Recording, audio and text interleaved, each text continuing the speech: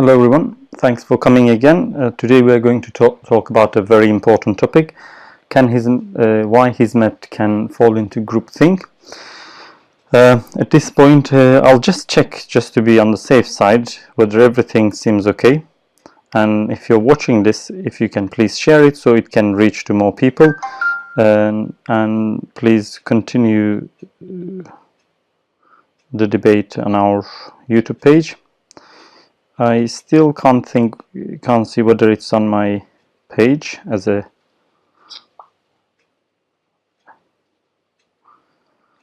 but I'm sure it should be okay. So I get the signal, although I haven't seen the Periscope live on my phone. I get the signal that we have started and the sound is good. Please do share this. If you're watching on Periscope, just touch that 3 buttons and share it in your circles. And if you're watching on YouTube, again you can share it in your YouTube circles. And this is also going to be on Facebook. And today we'll be talking about why Hizmet can fall into groupthink. So first of all, because Hizmet is another social movement, and any movement, any group can fall into what we call groupthink. It's a social fact that groups may evolve or comes into a point where they start following groupthink dynamics, and it can happen to any group. And we observe in Turkey that many groups have this illness in themselves. They develop what we call groupthink. So Hizmet can also have that as well. First of all, groupthink is groupthink as a term is a psychological phenomenon that occurs within a group of people in which the desire for harmony and conformity in the group results in an irrational dysfunctional behavior or dysfunctional irrational decision-making outcome. Group members try to minimize the conflict by reaching a consensus decision without any critical evaluation of the process or any alternative viewpoints, by actively suppressing the dissenting voices and alternative opinions. So it can develop very naturally. It's very hard to notice, but it does happen even in the most successful circles, like the famous President John F. Kennedy is one of the very important examples of this groupthink. So it creates an in-group and out-group dynamic. It requires like a consolidation of an in-group. In this case, for instance, Hizmet and people outside Hizmet, us and them, sort of groups can start to emerge, and it starts like following trying to avoid raising any controversial issues or any alternative solutions, and we can observe a lot of loss of individual creativity, uniqueness, and independent thinking within the group, which leads eventually to what we call groupthink. And it also creates dynamics of in-group procedures of, for instance, an illusion of invulnerability, that nothing will happen to us, an inflated certainty that the right decision is made, or the group always makes the most righteous decision as well. So thus the in-group significantly overrates the decision-making process and their decision, and then underestimates or underrates the abilities of out-groups, wherever they define as out-group, and their ability to come up any alternative view or any criticism at all. But as I said, this may happen within the group, like by outcasting the group members themselves. So it's not necessarily us versus them scenario here. And we have to know that the group thinking exists as a social phenomenon. It's not a made-up term for Hizmet movement. Just as an expert on Hizmet movement, as someone who holds a PhD on the topic, and every other week I'm talking about Hizmet Talks in here. it's an important option that we need to consider and observe whether Hizmet can fall into groupthink. So that is today's discussion. But why I think that Hizmet can really fall into groupthink is because, like any other group, it can, first of all, but it's also it's a very fragile situation that Hizmet is going through. A lot of necessary components of groupthink is already there, and a lot of contextual and circumstantial, or a lot of inside and outside reasons are there, which we will be talking in a minute. So for that reason, without realizing it, Hizmet movement can fall into groupthink. So that's why I'll try to examine some of the symptoms, for instance. So these are very important symptoms, and I would like you to take a pen and a paper at this point and start writing them down, the keywords, and then tick next to it whether you observe this around you, if you're from Hizmet movement, or if you're from Kemalist movement, or if you are from Erdoganist movement, whichever one is, and start observing that within your own circles. And if you see them, some of them or many of them, you can understand that it is a developing fact as well. If you can't see any of them, that's good news.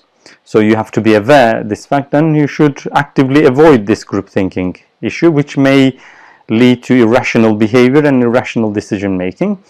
But if you realize some of the points are there, but you don't want to really raise these issues, that is another symptom of groupthink, which means like you're self-censoring, you are going back to conformity, you don't want to create a problem, or it is perceived as a problem that you have an alternative view about an issue and it's not perceived very well. So now take, again, if you don't have pen and paper, I can hold for a second here, or if you're watching live on YouTube, you can pause it there and just grab a paper and pen and follow the symptoms and see whether they are there. And again, this is not a made-up list having the Hizmet movement specifically in mind, but this is Jonas Irving's, his own definitions of symptoms.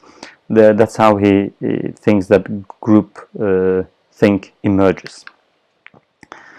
So the first one of them, if you have, or if the friends around you, if the group members you are observing have illusions of invulnerability, which creates an excessive optimism and also gives encouraging risk-taking, which meaning risk-taking as not taking any precautions, because if the people around you, or if the people in the group thinks that nothing will happen to them, they are invulnerable. This was an issue with Ergenekon. If you remember Veli Küçük, when he was arrested, they said, how come you have this much evidence in your home and why you didn't prepare yourself for a police raid? And he said, because police would be so scared to raid my home. Sort of like it is an illusion of invulnerability. Nothing will ever happen to me or our group, which makes like a lead group to take loads of risks, create a lot of vulnerable issues and not taking precautions for them. It helps undermining risk factors, undermining the real existing threats. So now tick next to it if you observe this within the group or within the Hizmet, or untick it if you don't observe this, if you don't see an illusion of invulnerability, if you don't see people are so optimistic about what might happen to them or what might not happen to them, if you think they are very careful and taking all the necessary precautions, then that is not the case that we are observing at this point. So this is not the case. But if you think that people are not taking any precautions, people think that somehow it's going to end by itself, nothing will ever happen, everything is under control, no need to do anything, no need to take any extra measures, then this symptom means this symptom exists within the Hizmet then. So the second is the unquestioned belief in the morality of the group. This may come across in differently. I'm sorry about here. So especially the groups which have an important perception about morality, who gives a lot of emphasis on morality, who believes that they're morally correct, and or who tries to be always morally correct.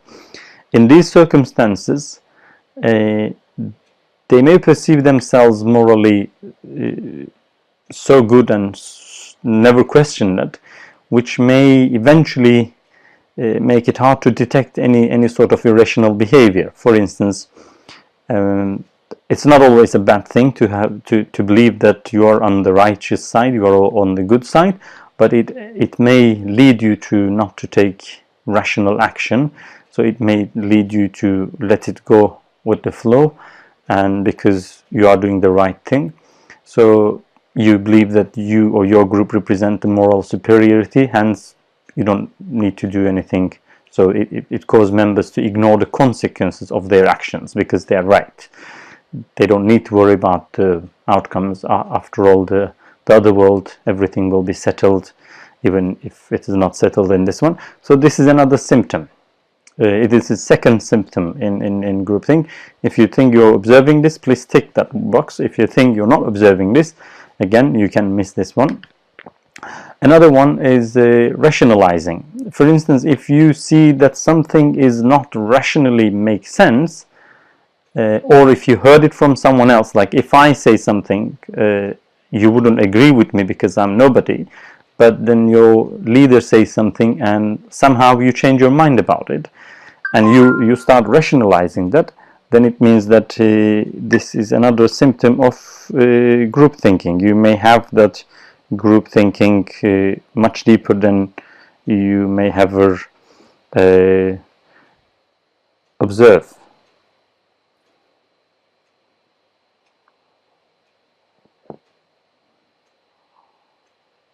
Sorry, I think there has been a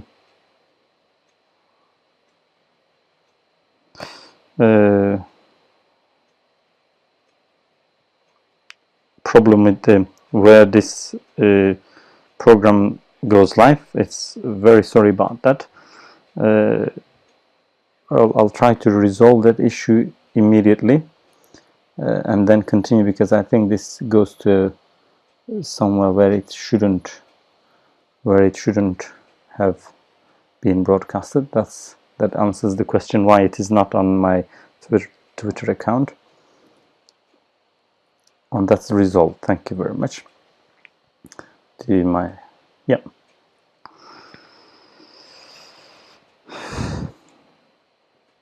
Anyway, so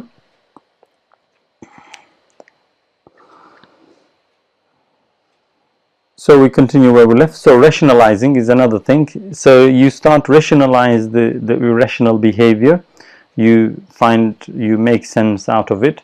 For instance, that rationalizing might work around like, oh, we have never made a mistake before, hence this decision is not going to be a mistake as well. Sort of rationalizing the decision, although it can't be rationalized.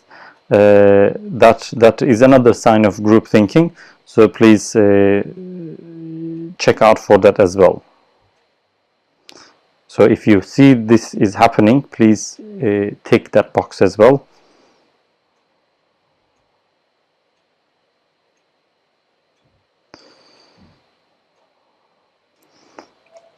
Anyway, we continue from there. This is the third symptom. If you see the group members are rationalizing the actions and the irrational behaviors, which is unusual, that is another symptom of group thinking. And another one is stereotyping, which means the group members are, if the group members start stereotyping anyone who raises questions or alternative points or alternative solutions or alternative opinions as traitors, betrayals, or dangerous deserters and this and that, or enemies in many ways, this means there is an issue of group thinking is emerging there, because there is no room for discussion of alternatives, and everyone is a stereotypical issue. Everyone is enemy, out group, if they are offering an alternative opinion. So if you see this, you can tick next to it, and if you don't see this, you can just miss that one as well. So which means Hizmet doesn't have that problem. So another issue here is the self-censorship of ideas. For instance, if you think that something should be done, but you are censoring yourself because you know if you say that, it'll create problem, it will stir problem, or people will perceive you in a different way. So you expect some other people to say that, but you don't want to raise that issue.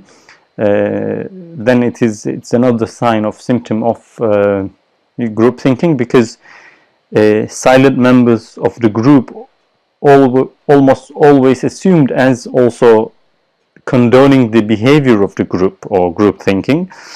And so, but those people who are silent might actually be silent just because they don't necessarily agree with it, but they don't want to raise their voice because they don't want to be outcasted by the group. So if you see this in your vicinity around yourself, if you observe this, if you observe this, you can put a tick next to it, and this is another symptom of group thinking as well.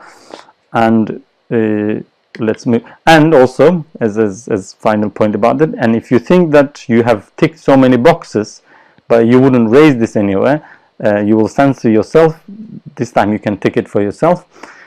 So illusions of unanimity among the group members. For instance, if you think that all Hizmet members are thinking alike, or Hizmet members are thinking just like you, everyone is agreeing with you, everyone is agreeing with the group decision, then this is another sign of another symptom of group thinking. It's impossible for everyone to agree upon something, but if you have illusion that people are all behind these decisions, all behind this decision making, then that is another sign of group thinking. So if you observe this, please tick the box. If you don't observe that, that's no problem. And that brings us to the next symptom, which is disloyalty or treason pressure, which means anyone who have an alternative point, or anyone who have an alternative solution, or anyone who have an alternative opinion is branded as traitor, or accused of being disloyal to the cause, or accused of being committing treason. And or the fact that that pressure exists around you is another symptom of group thinking is emerging. So if you see this, just tick the box. If you don't see this, you can miss this one as well. So luckily you don't have group thinking around it.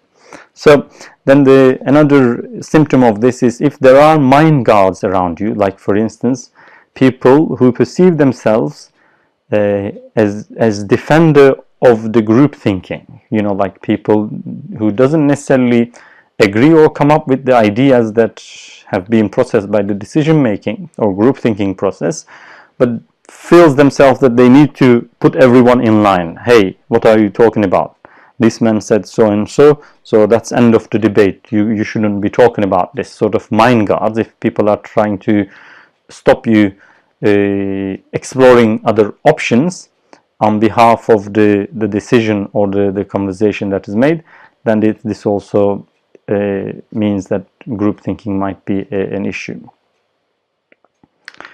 So, and that brings us to causes of this issue. Now, this is the important part, because I think there are a lot of these symptoms are evident, visible, observable.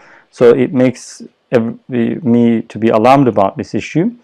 And but there are some causes that may help developing this groupthink phenomena, and these are very important. You will agree once you start listening. For instance, Janice Irvin emphasizes that the cohesiveness is the main factor that leads to group thinking. So, for instance, if among the group, if the group is very similar-minded, very like-minded people, if the group is consisting of very similar-minded, very like-minded people from the very similar cultural background, then the group thinking might emerge very easily. Groups that lacks cohesiveness can make bad decisions, but they may not come to groupthink. So they are equally maybe bad thing. You can make a bad decision, but groupthink in here is irrational decision-making process, is something that can emerge within highly similar, highly like-minded people. So I think within the Hizmet, this is becoming a problem. From a very broad-based group that can communicate with all sections of the society, from Alawites to Kemalists to seculars to Islamists and this and that, it becomes very inclusive, very isolated, and very cohesive. Only similar-minded, only people who believe the core values of the Hizmet movement or who have close association of Hizmet movement have left around. So which may create a fertile ground for groupthink. So I think this first cause is very important. So the second cause is that the de-individuation, meaning that lack of individual members and their opinions, becoming, like everybody is identifying themselves and they're existing with the group. This can create a groupthink as well. You can easily understand like this, for instance, measure this, for instance, if a person who is, like thousands of people are detained in Turkey, if one of the detained persons was your brother, sister, wife, child, how would you feel and how would you act? What would you do? How would you create a fuss about it? What sort of activities, protests you would organize? And if it is not your individual problem, if it's a group problem, how would you react to that? So if you are doing different things as an individual person and decide to do different things in group, it might mean that there is like your individual decision making is not part of it. For instance, if you would have tried every way to get out of your family, but you don't show the same because you think they are in danger in Turkey, for instance. But in decision-making process, if you don't try to bring them out from Turkey as other members of the group, then you are showing a different rational reaction in your individual thinking and different rational reaction in your group thinking. So this is one of the things, lack of individual perspective. The insulation of the group, I think the insulation of the group can promote the development of unique, inaccurate perspectives on issues of the group is dealing with, and can lead to faulty solutions to the problem, which means that the insulation that you create around yourselves or that has been created around you, the lack of contact with the outer world, can make you believe that there is a very unique perspective that no one else in the world understands you. They fail to understand because they don't really know what's going on, what Hizmet is, what Erdogan is, what this is, what that is. So only you can understand that unique perspective, and they have to see through your lenses to understand the problem.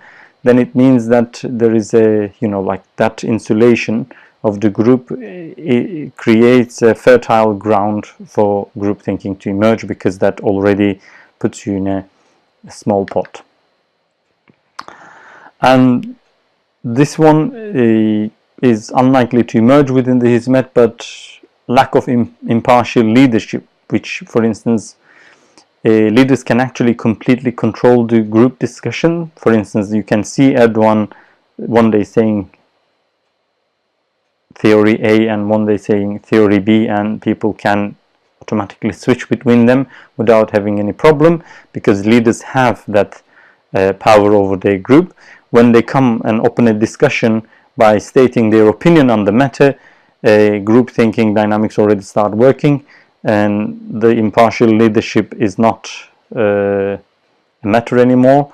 The leader makes a decision, the group generally follows that decision, which creates group thinking to emerge. So if the leaders are impartial in the decision making process, it is more likely that there will be a more healthy decision making process.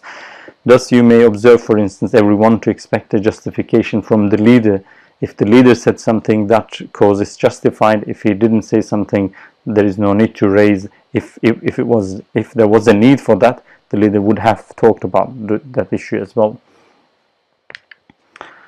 And also, like the open style leadership is important in this matter, and groups with the closed style leadership have been very close to group thinking, because you don't know how that decision making really emerges.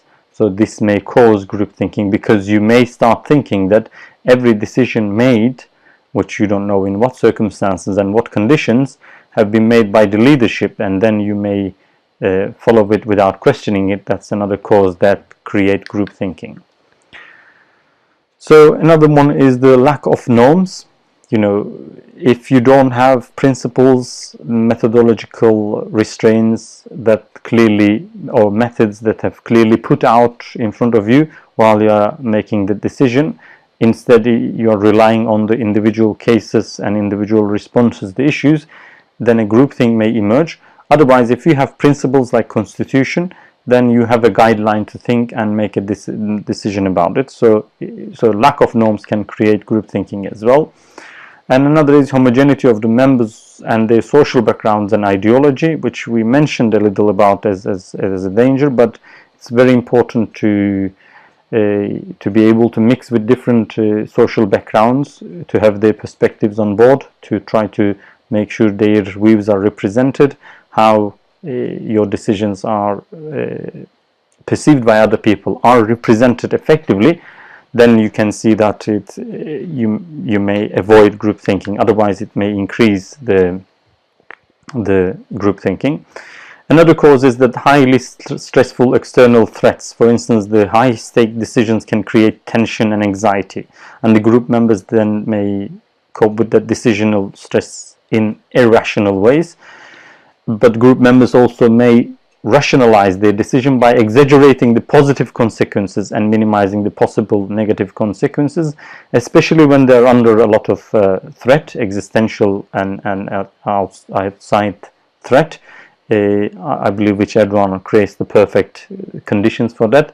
So that's stressful external threats. If you realize in yesterday's talk, Gülen starts with his sentences, in this very high tension circumstances we should do. So that's, you realize that he is affected by those circumstances. His decision making is shaped by those extreme circumstances, which is normal. It's okay to have extremely hostile circumstances, but we may keep in mind that especially these hostile circumstances, highly stressful external threats, may create group thinking as well, because you are more likely to in order to minimize the stressful situation, in order to not to agitate people in the group, you will minimize the threats and you will behave as if everything is normal. You would exaggerate the little wins within certain African country have not agreed with Erdogan about closing the schools and this and that. That becomes like an exaggerated win,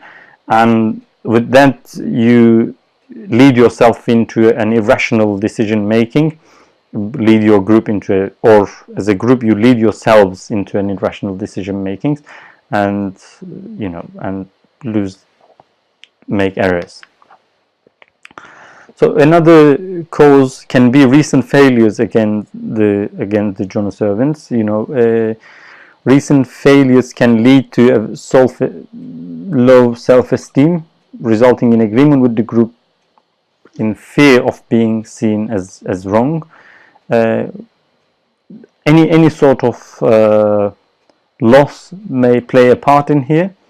That may you don't want to look like as the wrong, so you don't want to make that rational engagement with that recent failure, taking responsibility for that, and you want to just instead try to cover up that, and you don't want to lose your self-esteem, which means you may find yourself in group thinking mode. And another one is the excessive difficulties on the decision-making task. Obviously, however you make your decision, it's very hard to make a perfect decision. These sort of difficulties, if they can't be mitigated with certain mechanisms, it will more likely to lead to what we call group thinking in long term. And time pressures, for instance, group members are more concerned with the efficiency and they want quick results and they hope for quick results as well. Additionally, time pressures can actually, lead to group members to overlook important information regarding the issue of discussion. In this case, for instance, you can see that some group members assumes that the crisis will be over as soon as possible, and then they don't make realistic calculations of how it may drag for a 10-year, don't make maybe accurate decisions or realistic decisions. Instead, they are overwhelmed. They can be overwhelmed by the time pressure and make the irrational decisions, try to exercise more hopeful, optimistic solutions. So these are the causes, but the good news is there are some ways to prevent as a mechanism to repel this danger ever to emerge. And you will realize most of these prevention methods are very Islamic as well. But as I said, you can apply these methods in your groups, in your discussion groups, in your meeting groups, in your business groups as well, to avoid that you ever fall into this group thinking and making irrational decisions. First of all, number one, there is a lot of, according to, again, sociological studies, Irving Jones, the leaders should assign each member the role of critical evaluator. This allows each member to freely air objections and doubts. For instance, if you specifically ask people to be critical about decision-making process, then they feel more encouraged to be critical about the decision-making process, which leads to a safe debate and discussion about the decision-making, and which avoids group thinking to emerge in itself. Another way is leaders should not express an opinion when assigning a task to a group. For instance, a leader shouldn't stress an opinion like, let's cancel this exam and find another solution. Then you already make a decision about whether exam should be cancelled, whether the examination system should be changed. When you almost make your opinion clear in the beginning of discussion, it leads to group thinking. So leadership should avoid making decisions when they ask for consultation or when they are tasking a group with a decision made. And this is another Ottoman perhaps practice, that leaders should absent themselves from many of the group meetings to avoid excessively influencing the outcome. As many of you know, for instance, Gülen practices this a lot. He doesn't necessarily take part in all group discussions, so people can discuss their issues freely. But every leader may not do this. Some leaders would want to get the outcome they wanted, the outcome they believe that is the best outcome. So they start from the beginning of the meeting, and the meetings turn into an issue of convincing rather than consulting. So another is the organization should set up several independent groups working on the same problem rather than one group, so it will create diversity. If it is one group, that group may have a group think dynamic that may overrule the main purpose of the problem solving. So if you have several small groups working on the same task, you may have different group dynamics, and you may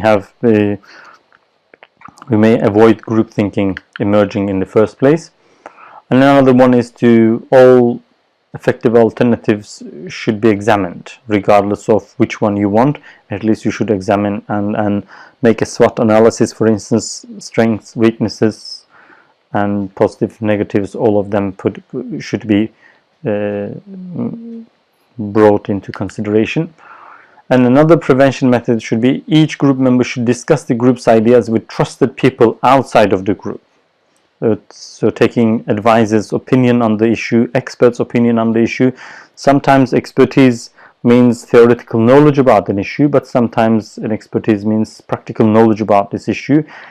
But sometimes people with practical knowledge may feel that they know everything, which can't be trusted enough, but it's a matter of bringing the balance and considering both options and try to make a best outcome for everyone. The group should invite outside experts into the meetings as well, rather than just consulting them outside. And group members should be allowed to discuss with and question the outside experts as well, not necessarily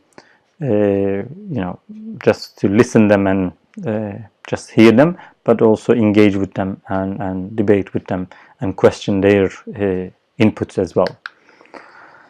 So another method is the devil's advocate method. At least one group member should be assigned the role of devil's advocate. This should be a different person for each meeting.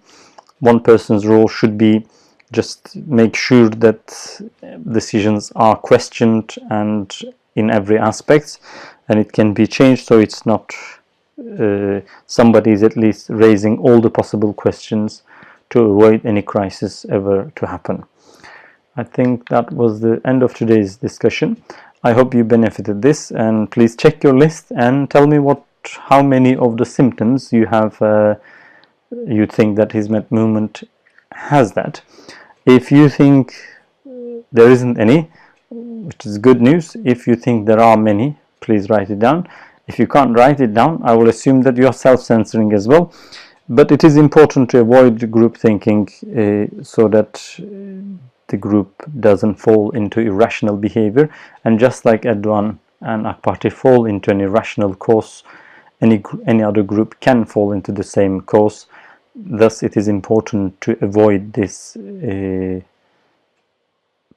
psychological phenomena to ever occur.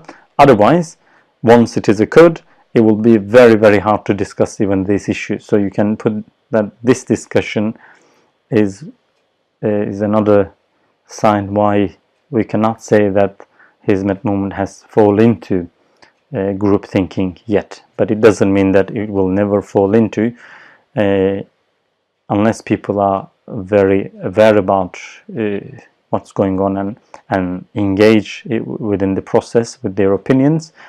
It may always fall into. Thank you very much for following. Please do follow the following links that I will share and support